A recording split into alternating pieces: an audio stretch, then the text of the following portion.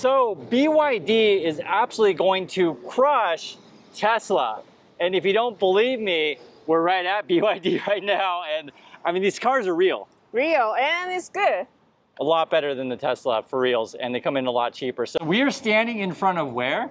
BYD. BYD, and we're gonna go take a look why it's gonna kill Tesla. Let's go on inside. Let's go. Yeah, and it's pretty amazing. We knew it was arriving in Korea, and like all over the news, they keep talking about the BYD is coming, the BYD is coming. And when you actually see the thing, I mean, my first impression is it's a car, and it's actually quite surprising. Why is it so surprising? Because we are expecting like cheap car, right? Yeah, that's exactly what I was expecting. But when we ride on it, it doesn't feel like it. Yeah, the price doesn't really match the quality, and I mean it in a good way. So we're in the BYD. This is the Auto 3. Yeah. What do you think overall? It's way nicer than price. Yeah, you wouldn't Way expect nicer, that. yeah. We've looked at a lot of cars. This is actually cheaper than all the other cars that we've looked at. So it's very smooth, and the inside space pretty big. Yeah, it's very surprising. And it has a gaming chair. For the quality that you're getting, the price is really cheap. I mean, you're looking at like 30% in that range under, say, the local Korean cars, or say like a Tesla. Already, as we talked about many times in this channel, what's that? If the Tesla is like, isn't it like almost 0.5%? It is for the equivalent kind of car. It's like, why would I want to pay double for a Tesla? That's basically what you're looking at. And then the question becomes, why would I pay a little bit more for a Korean car? Now, here in Korea, Koreans may feel differently on that. Why is that? We are very sensitive about after service. Sure. So it just came to Korea, but we don't know what's gonna happen. Right. Service centers are reliable or not. Which is reasonable. Yeah. And then you also have the stigma, we call it stigma, of being a Chinese brand is like, the sort of the feeling is that it's a cheap car. And I don't know, cheap car, and we don't really trust Chinese brand. Sure. So yeah, that we don't have they don't have good brand power. Yeah. But the thing is, though, that's why it's so surprising when you get in the thing. Yeah, sure, I get it. They don't have the same brand power. But when I was there, I didn't feel like it was a cheap car at all. Yeah. And then you hear the price. You're like, wait, what? How's that even possible? So this is where I think it's over for Tesla, because as a consumer, just a consumer, there's no reason to take a Tesla here. I'm not paying double of the BYD. Yeah. If I'm say comparing Tesla to the Kia or the Hyundai, I'm going with Kia or Hyundai myself. What's that? People paying for brand name. Sure. If you want to do that. Yeah, but still in Korea, Tesla is still kind of, like the foreign, like kind of tech-ish, like brand image. But I'm telling you guys, I've been in the latest Kias, I've been in the latest Hyundais. They're beyond the Tesla. And now that I've seen the BYD, I just. Hey guys, so I'm actually sitting in a Polestar 4. So you may have heard of these cars. This is the first time I've actually seen one. This is a look on the interior, and 2 screens, so one in the middle, one in the front here, and they got this like mega center console thing. This is horrible design in my opinion. It's too big. That's what it looks like inside also from the interior. I'll show you guys the exterior. This is what the exterior looks like. It's actually not a bad looking car. I don't mind it, but I'm not thrilled about the interior. Just want to show you guys what it looks like. They have multiple colors here. We're in the Polestar store in here in Busan. I don't think these are very popular right now. You see, this is the Tesla. We're in the Tesla dealership. There's JG, and they have some other ones here also. So we're actually sitting in a Tesla Model 3 now, and it's funny because the first thing JG noticed that there's like nothing in here. Compared to the Polestar, it does feel very empty. I've never been a big fan of the Teslas, and I'll show you guys why. You got one screen and you got nothing in front of you. So you don't really know how fast you're going unless you're looking off to the side. That's really the main thing. But this, to be fair, this is a new design for them. I think they got this like kind of red sort of light thing here. I'm assuming you're gonna be able to change color in that. So it doesn't look bad, but I have been in a Tesla. I have driven a Tesla. We're in a Tesla right now. But I want to go see the BYD. I just don't think, well, see, that's the thing though, is that people haven't seen the BYD quite yet. It just arrived in March. So it's been 3 months. Yeah, full 3 months. We talked to the salesperson. He said they were selling like in Busan, like over 40 every month. And I saw that it was like just recently they sold the 1,000th car in Korea. Yeah. So they're just getting started. So that 1,000 cars is not a lot. To just be perfectly frank, right? It's not like a ton. So don't act, don't think like, oh my God, they're selling everything. But so this is the BYD seal. It's clearly a nicer car. Do you like this one?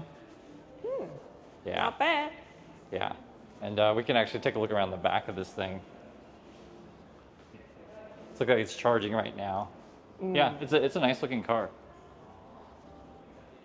This is the BYD. This is leaps and bounds over the Tesla.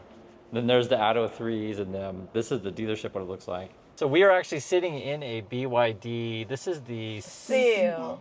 Oh, it's talking to us for some reason? Why is it talking to us? Because whenever you say Oh. BYD,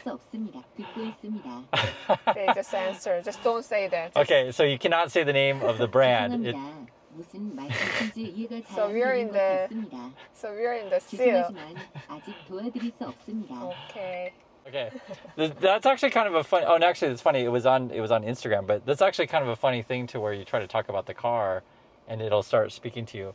I actually feel kind of hot. Probably need to get out of this thing, but this is a much nicer version than the Atto 3, which we'll go into. He said this is a real Napa leather, like kind of crystal.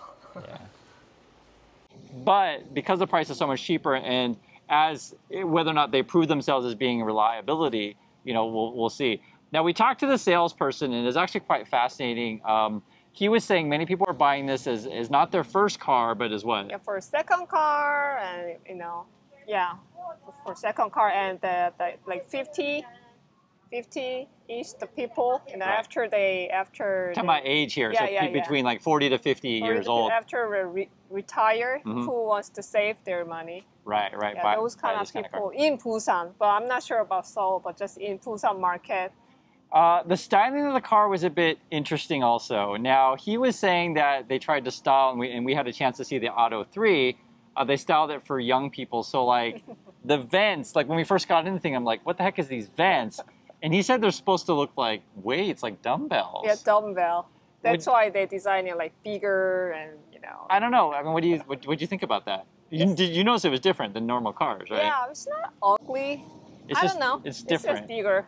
And you got to talk about the guitar. Yeah, it's interesting. So what do you think? You want a guitar? What do you think about that? Yeah, I thought first time I just saw the string. Oh, there's a string, but you start playing the like guitar. It really is a guitar. Now, what's actually kind of interesting, for China, that's a little bit of Chinese culture. It sort of represents a traditional Chinese instrument. Yeah. Yeah. So, I mean, whether or not I need that in a car, I don't think anyone really needs it. But it's gotta be. It's really hassle that if you have a kid. Yeah. The kids back there that play there all the time. Yeah. So we had a chance to drive the Atto 3, and I'm just telling you from the driver's perspective, there was a couple things I didn't like. So we've been in the Kias, the Hyundais. I've been in the Tesla. I've driven these things. When you do the turn signal, I thought the sound is just pretty awful myself. It's a small thing, but it all adds up. I didn't like that the cameras didn't activate. There was no cameras for like left, turn or right turn. I've seen that in other cars. I'm just kind of used to it now. The funny thing is that I drove for years without that technology, so it's not like I can't have it. But once you kind of have it, you kind of like it. The sensors on the sort of warning beeping. We didn't really hear that so much. I've heard that quite a bit on other cars. You turn off. Oh, is that why? Yeah. Oh, okay. So, no idea. One thing that was a standout of the car, though, was the voice activation stuff. So what was that all about? So every time you mention BYD, and it answers. Yeah. And what can you control with that? Like sunroof. Right. And window and AC and like seat heating and cooling. So basically, you're just like BYD, open the roof. BYD, open the windows. And he said the difference of the other cars, you can control like BYD open the half of window. Okay. Other car maybe just open and close and open, but that it varies. So I'd say open half. Yeah. Can I do like? We didn't know if we can do open 20% or open. No, just half. I think. Okay. And then they also have warnings on the windows in the sunroof. Yeah, if it's raining, you ask open the sunroof. They say, "Are you sure there is raining?"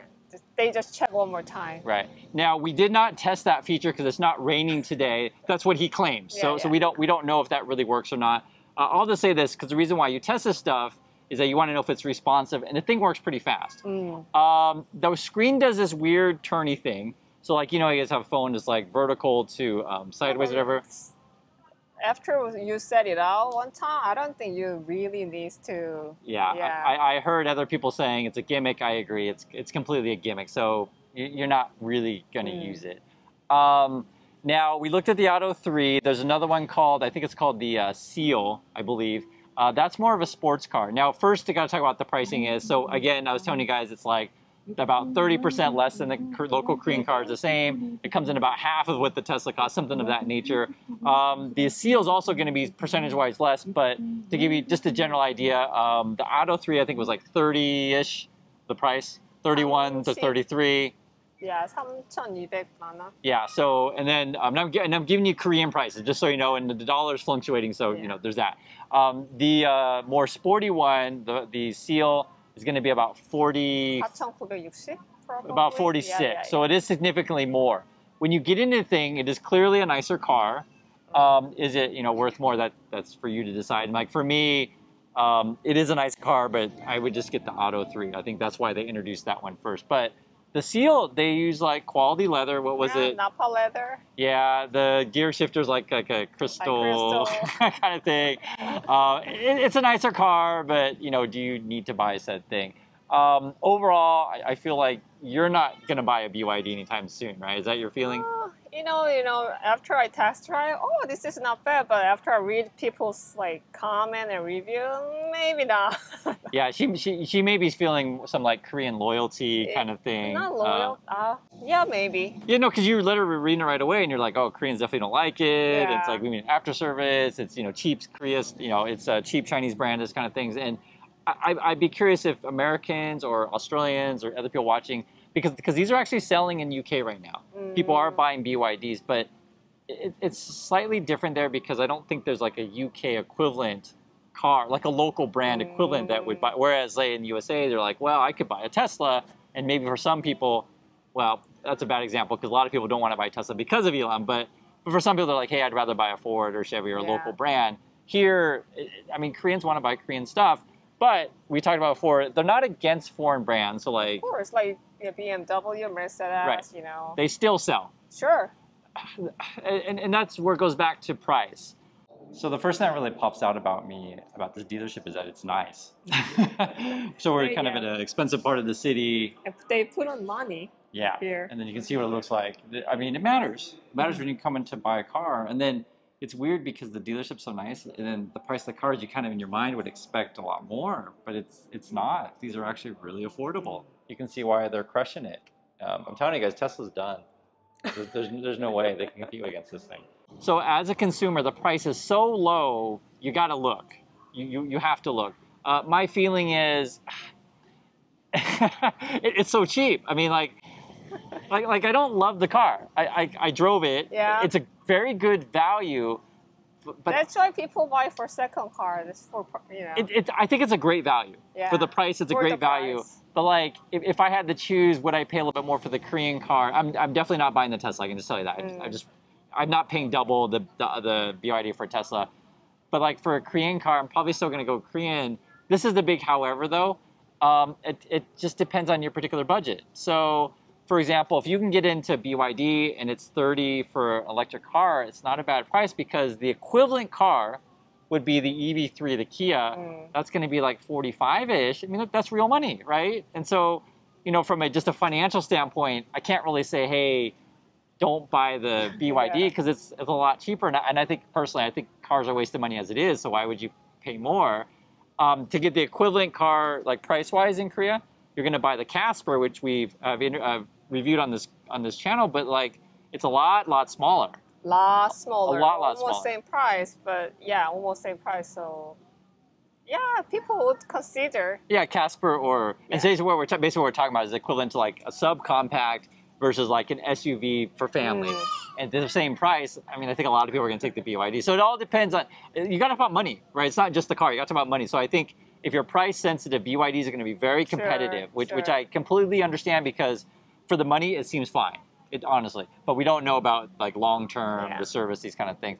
The other thing that was a big one is they're going to introduce a third car, but it's going to be the Sea Lion 7. It's going to be a big one. There's no word on pricing yet, but it was just announced today regarding the Seal one. That's the sportier one. that Korea is aggressively pricing these things. Sorry, BYD in Korea is aggressively pricing it. It is cheaper than the one in Japan. It is cheaper than the one in Australia by about like, yeah, like cheaper. No, it's like 20% cheaper. Okay, 20%. Yeah, okay, that's about right. So it's a pretty significant. So BYD is really aggressive at going after the Korean market. I personally think it's a mistake though not to introduce the cheapest car in Korea, which would be the I think it's called the Dolphin in China. I don't know why. Who knows? That's up to them. Yeah. I just because that's the one that turns a lot of heads because just to give you a perspective, in U.S. dollars, I think that thing's like $9,000 to $10,000, really, which is it's just really cheap city car. And I really want to see it because I'm just curious, how can you make a car that cheap in USA? The cheapest car you can buy is probably like 18 to 20, like the very cheapest you could buy. And so like we're all kind of like, for 10, what can you get? And I can just tell you the Auto 3 for the price of 30 in Korea, and maybe, you know, if they ever came to the USA, maybe like we'll say 25-ish, because you have to price it to the market. A $25,000 electric car. What's that? Tariff, it's gonna be like triple. Yeah, right. But that's sort of what Tesla and Elon's been promising. They call it like the $25,000 car would be like kind of the promise. I'm just saying BYD's making it now. It's on the road, they're selling it, and it's a Tesla killer if it ever comes to the USA. So I want to hear you guys' thoughts on this one. If you guys have seen these cars in the wild, I know many people on our channel have seen these things, but I know Americans haven't. So that's why I wanted to share some thoughts on it. Want to get your thoughts. Thanks for watching, and we'll catch you all in the next video. So bye.